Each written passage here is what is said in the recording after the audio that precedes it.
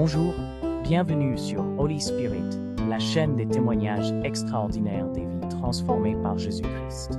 Si tu es nouveau sur la page, n'oublie pas de t'abonner, de laisser un commentaire, de laisser un j'aime et de partager la vidéo. Sans plus tarder, on va commencer. Voici le premier témoignage. Bonjour, je m'appelle Sarah. J'ai été sexuellement, mentalement, émotionnellement et verbalement abusée par mon père aussi longtemps que je peux remonter dans le passé. Jusqu'à ce que je quitte ma famille à l'âge de 18 ans. Il a fait des choses terribles. Mon père avait été quelqu'un de méchant, d'autoritaire et de manipulateur pendant la plus grande partie de sa vie. Il était imprévisible et instable. En conséquence, l'ambiance dans notre maison était chargée de peur.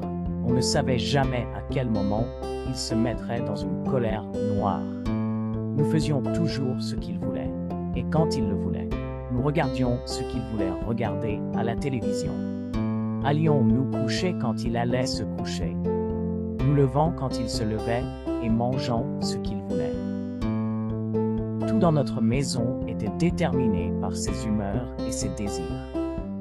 Les abus sexuels ont commencé lorsque j'étais toute jeune. Et quand il estima que j'étais devenue suffisamment grande, il alla encore plus loin.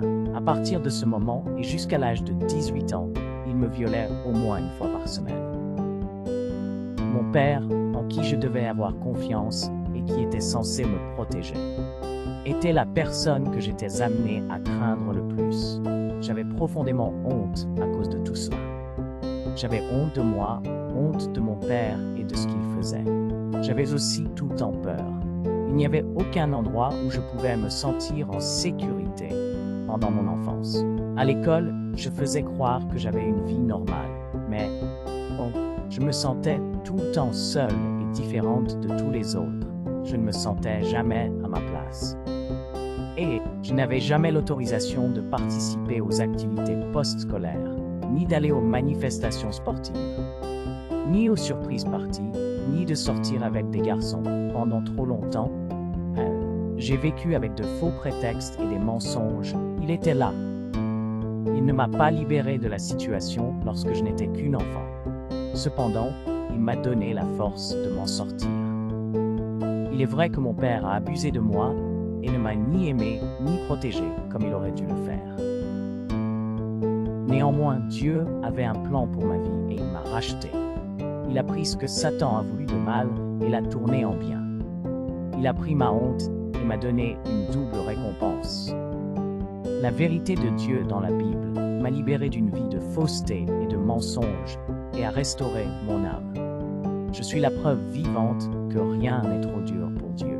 C'est pourquoi je te raconte.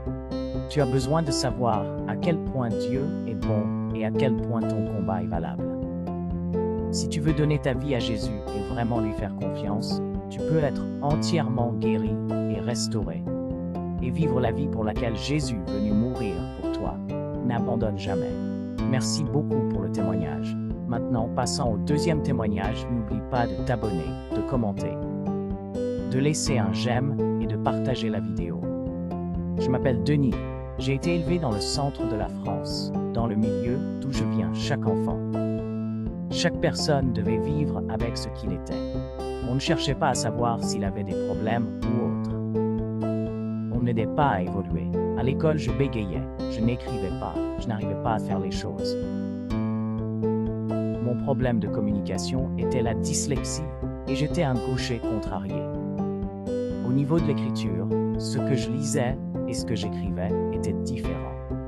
J'ai toujours eu un 0 pointé, j'étais toujours au fond de la classe.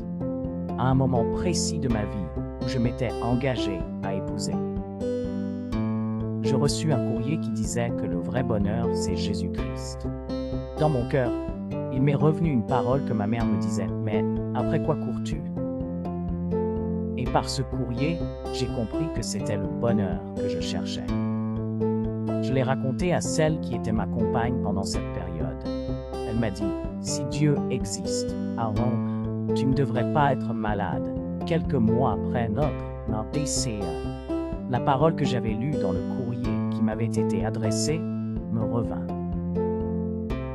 Je partis donc rencontrer l'ami qui me l'avait expédié. Il me fit découvrir ce qu'il vivait parce qu'il s'était converti à Jésus. J'ai vraiment découvert qu'il y a un Dieu vivant. Et ce jour-là, il m'a fait ressentir de la joie, de la paix. Point. Ce n'était pas un Dieu lointain, car il était présent. Il me connaissait et je le découvrais. Alors que je venais juste d'avoir mon diplôme d'assistant de vie. Je m'étais engagé à partir dans une colonie de vacances pour aider au service. Sur la route, une voiture qui venait en face et sur un faux plat me percuta de front. J'ai été écrasé sur tout le côté gauche. Là, le côté droit était paralysé avec un traumatisme crânien et le foie éclaté. Quand je me suis réveillé en salle de réveil, on m'a appris que ma voiture avait été totalement écrasée. Les médecins ne savaient pas ce que j'allais devenir. Cela fait 3 ans que Dieu est entré dans ma vie. Il a posé sa main sur moi et il me garde. Avec de la rééducation intensive, en à peine 1 an, j'ai repris le volant et mes activités. Même si je ne fais plus ce que je faisais avant, je suis en vie. C'est la plus belle des choses qui puisse m'arriver. Si vraiment dans ta vie tu es interpellé, arrêté, accidenté ou incompris, Dieu comprend et il t'aidera à cheminer avec ce que tu as. Accepte et comprends ce que Dieu a fait pour toi en pardonnant tous tes péchés en son Fils, Jésus-Christ. Voilà, c'était tout pour aujourd'hui. Merci d'avoir écouté jusqu'à là. Rendez-vous demain à 12h pour une nouvelle vidéo. Que Dieu vous bénisse.